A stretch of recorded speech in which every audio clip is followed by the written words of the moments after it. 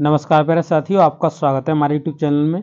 और देखिए साथियों, हम आपको डीएलएड फर्स्ट सेमेस्टर के लिए मैथ करा रहे थे, जिसमें आपका जो चैप्टर है वो 3 चल रहा है। और इसमें मैंने आपको 3 वीडियो अपलोड कर दिए हैं आपके लिए, तो आप सभी वीडियोस को सीरियल वाइज देख सकते हो। अगर आप जाओगे तो एक प्लेलिस्ट बनी मिल जाएगी आपको डीएलएड फर्स्ट सेमेस्टर के नाम से, तो आप जाकर के वहाँ से सभी वीडियोस सीरियल वाइज देख सकते हो। तो अगर आपने पहले का वीडियो नहीं देखा है तो ज़रूर से देख लीजिएगा, क्योंकि वीडियो नंबर 3 में आपको हमने सभी नियम बताए थे कि आपके क्या क्या नियम्स हैं। उन्हीं के आज आपको जो क्वेश्चंस हैं वो सॉल्व कराए जाएंगे और आपको अच्छे से समझाया जाएगा। तो चलिए वीडियो को स्टार्ट करते हैं। तो देखिए साथियों, यहाँ से हम इनके जो एग्जाम्पल्स हैं उनको समझने का प्रयास करेंगे।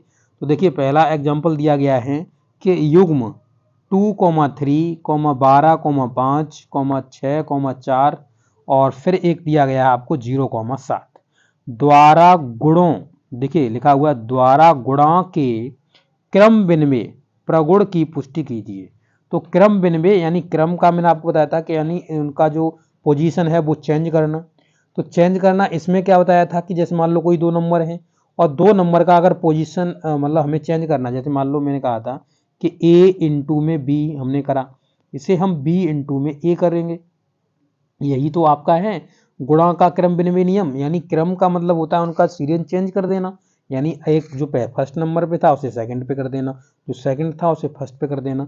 तो यही तो क्रम विनिमय नियम है। ये आपको लिखाया था, समझाया था पूरा प्रीवियस वाले वीडियो में, तो आप देख लीजिएगा अगर आपने नहीं समझ रखा है तो इसे।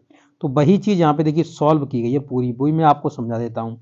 देखिए तो क्या कहा है, पहले हमको जो युग्म दिया है वो हमको 2 और 3 का दिया है, यानी 2 और 3 का मल्टीपल और 3 और 2 का मल्टीपल। इसी तरीके से लिखोगे, यानी a इंटू बी बराबर में b इंटू सी, सॉरी b इंटू ए, उल्टा के लिखना है उनका। तो इधर भी 6 और बराबर में भी 6, दोनों लंग कैसा आएगा, 6 6 आएगा। तो यहाँ पे क्रम विनिमय नियम जो है आपका गुणा का, वो आपका पूरी पुष्टि हो गई, दोनों लंग से सही हो गया कि नहीं हो गया। ठीक है, तो यही चीज़ यहाँ पे आपको दिखाई गई, 2 इंटू 3 बराबर 6 या 3 इंटू आपके 2 बराबर में 6। समझ रहे, तो दोनों चीज़ें कैसी हैं, समान आ रही हैं, समान आ रही हैं। तो इस पर क्या कर रहा है, आपका नियम की पुष्टि हो रही है यहाँ पे। ओके, इसी तरीके से आपका जो अगला दिया है वो 12 इंटू 5 का दिया है। तो 12 इंटू में 5 करो या आप 5 इंटू में 12 करो, आंसर तो आपका सेम ही आना है। इधर भी 60 आएगा, 12 पंजे 60, इधर भी 60 आएगा। तो दोनों कैसे हैं, दोनों यहाँ पर जो क्रम विनिमय नियम है उसकी क्या करते हैं, पुष्टि करते हैं। तो इसी तरीके से आपको लिखना है। आप देख सकते हो यहाँ पे पूरा सॉल्यूशन लिखा हुआ है, ये देखो पूरा सॉल्यूशन लिखा हुआ है। 12 इंटू 5 बराबर 60। और इसी तरीके से आपका अर्धविराम लगाओ, अर्धविराम के बाद आपका 5 इंटू में 12 बराबर में 60। तो दोनों लंग से कैसा आ रहा है, दोनों लंग से आपका बराबर आ रहा है। ठीक है, तो इस तरीके से आपका पुष्टि हो जाती है। नेक्स्ट देखेंगे तो क्वेश्चन नंबर 3 देखिएगा। तो क्वेश्चन नंबर 3 में क्या कहा हुआ है, सॉरी इसके क्वेश्चन मतलब पॉइंट इसका तो देखिए, जो युग्म दिया हुआ था 6 और 4 का, तो 6 और 4 का मल्टीपल करो तो भी आपका 24 आएगा, या आप 4 इंटू 6 का मल्टीपल करो फिर भी आपका 24 आएगा। तो दोनों लंग से कैसा है, बराबर है, यानी क्रम विनिमय नियम को पूरा फॉलो करता है, गुणा के क्रम विनिमय नियम की पुष्टि करता है। इसी तरीके से आपको लिखना है। अब नेक्स्ट देख लीजिए, तो 0 और 7 दिया था, तो 0 का 7 में मल्टीपल करो फिर भी 0, या 7 का 0 में मल्टीपल करो फिर भी 0। दोनों लंग से कैसा रहेगा, आपका 0 रहेगा। तो देखिए ये पूरा 0 0 बन रहा है। तो इसी तरीके से आप फॉर्मेट देख सकते हो इसका। तो चारों जो एग्जाम्पल हैं वो किसके हैं, क्रम विनिमय नियम के हैं। तो क्रम विनिमय नियम हमने आपका गुणा पे बता दिया था, a इंटू बी करो या बराबर में b इंटू ए करो। ठीक है, ये दोनों का जो मान आएगा वो बराबर में दोनों में सेम ही आता है। ओके, देखिए लिखा भी हुआ है कि अतः पूर्ण संख्या युग्म के उनके क्रम बदल देने पर गुणनफल समान रहेगा। इससे क्रम विनिमय नियम की क्या होती है, पुष्टि हो जाती है। यानी कि इसे हम बता रहे हैं कि हाँ देखो, इस तरीके से आपकी मैंने यहाँ पे जांच भी कर दी, पुष्टि भी कर दी पूरा, और ये पूरा क्रम विनिमय नियम को ही फॉलो करता है। ओके, चलिए अब क्वेश्चन नंबर 5 देखते हैं। तो क्वेश्चन नंबर 5 में कहा हुआ है कुछ पूर्ण संख्याएं लेकर के उन्हें 0 से गुणा करिए। तो हमने बताया था शून्य का आपको गुण आपका नियम बताया था, शून्य वाला एग्जिस्टेंस ऑफ शून्य का, तो वही है ये। यानी कोई भी नंबर है और उसमें अगर 0 का मल्टीपल करोगे तो वो कैसा कर देगा, 0 कर देगा।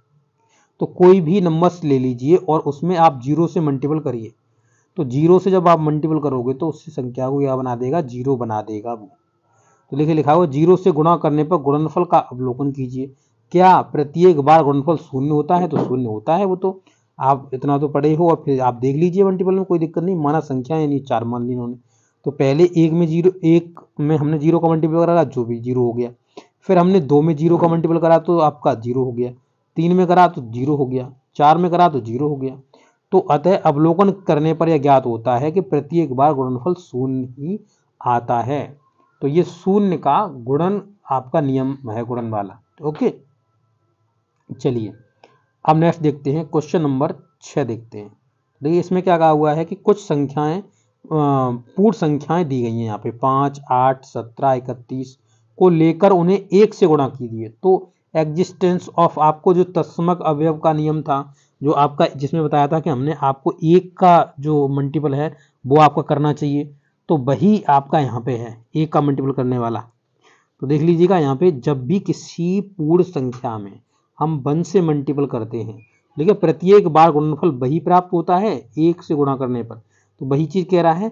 तो आपको क्या करना है, जैसे हम देखिए मैंने ये पहले ही पढ़ाया था, मैं आपको एक बार दिखा भी दूँ ताकि आपको और ज़्यादा क्लियर हो जाए। देखिए यहाँ पे मैंने आपको बताया था ये नियम, ये रहा आपका गुणन का तत्समक, देखिए गुणनफल का तत्समक अवयव बताया था ये नियम। तो एग्जिस्टेंस ऑफ मल्टीप्लिकेशन आइडेंटिटी, तो ये वही नियम है, 1 से जब मल्टीपल करते हैं तो वही वाला नियम है, उसके ही एग्जाम्पल्स नीचे दिए जा रहे हैं। ठीक है, ये देखिए यहाँ पे आएंगे तो ये देख लीजिए पूरा 6 नंबर पे चले जाएंगे, तो ये 6 नंबर आपका है लिखा हुआ है। तो यानी 1 में 5 से मल्टीपल करोगे तो भी 5 आएगा। ठीक है, फिर आप अर्धविराम लगा दीजिए इसमें। इसके बाद देखेंगे क्या, यहाँ पे 1 इंटू में 8 का मल्टीपल कर दो तो भी आपका 8 ही मिलेगा, फिर अर्धविराम लगा दीजिए आप। ठीक है, इस तरीके से आप आगे भी देखेंगे। जैसे 17 में 1 से मल्टीपल कर दो, सॉरी 1 से मल्टीपल कर दो बराबर में, फिर भी कितना आएगा, 17 ही आएगा। तो इस तरीके से आप 1 में किसी से भी मल्टीपल कर लो, वो संख्या वही मिलती है जिस संख्या में आप 1 से मल्टीपल कर रहे हो। तो वही है आपका क्या है, जो तत्समक अवयव का नियम है, वो यही नियम है आपका। ठीक है, आगे चलिए क्वेश्चन नंबर 7 देखते हैं। क्वेश्चन नंबर 7 में कह रहा है कि पूर्ण संख्याएं आपको 6 और 9 और 11 दी गई हैं, गुणा के सहचर नियम की पुष्टि कीजिए। तो हमने कहा था कि पहले ये जो 3 नंबर्स आपको दिए जा रहे हैं, जैसे आपको बताया था कि A, B, C आपको 3 पूर्ण संख्या दी गई, तो आप इनको क्या कर सकते हो, पहले A इंटू बी का मल्टीपल कर लो, फिर C का मल्टीपल कर दो। ठीक है, या फिर हम क्या करें कि A का मल्टीपल छोड़े, पहले हम B इंटू सी का मल्टीपल कर ले, फिर हम A का मल्टीपल कर दें। तो यही तो है आपका नियम, ये जो मैंने आपको प्रीवियस वीडियो में बताया था, गुणा का सहचर नियम क्या कहलाता है।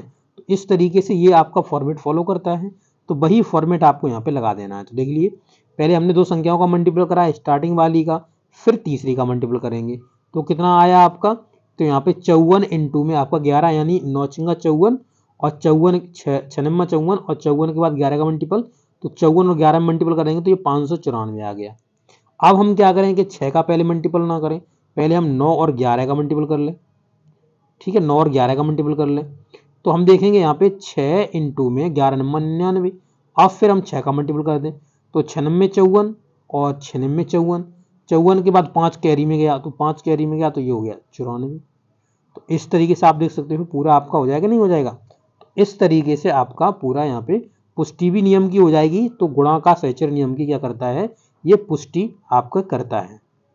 ओके, चलिए क्वेश्चन नंबर 8 देखिएगा, कह रहा है निम्नांकित कथनों की सत्यता की पहचान कीजिए।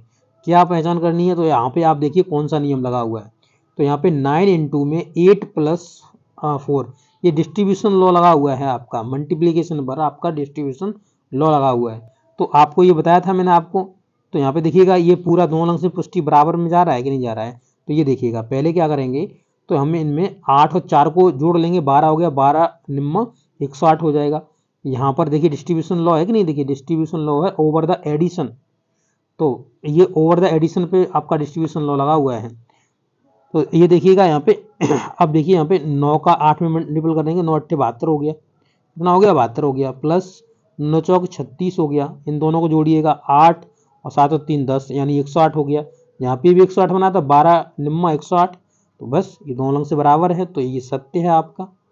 ठीक है। इसी तरीके से आप दूसरा देख लीजिए, तो दूसरा भी इसी तरीके से लगाना है आपको, तो ये भी आपका सत्य होगा। ठीक है, यहाँ पे करके देख लीजिए, ये हो गया 17 और 17 छिंगा, 17 छिंगा करिए 102 हो गया, इधर भी 102 हो जाना चाहिए।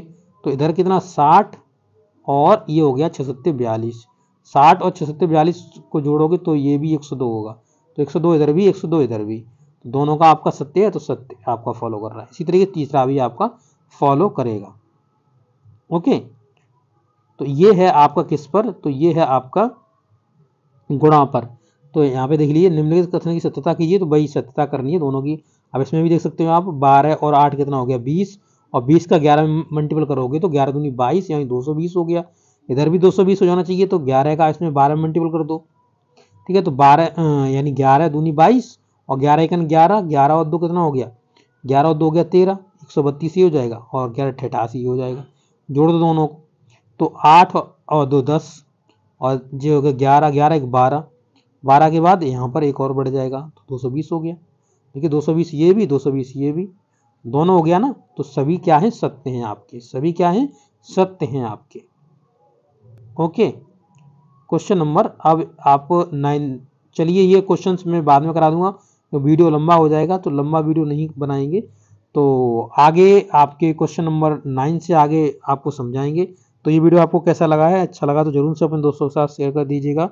Okay, thank you.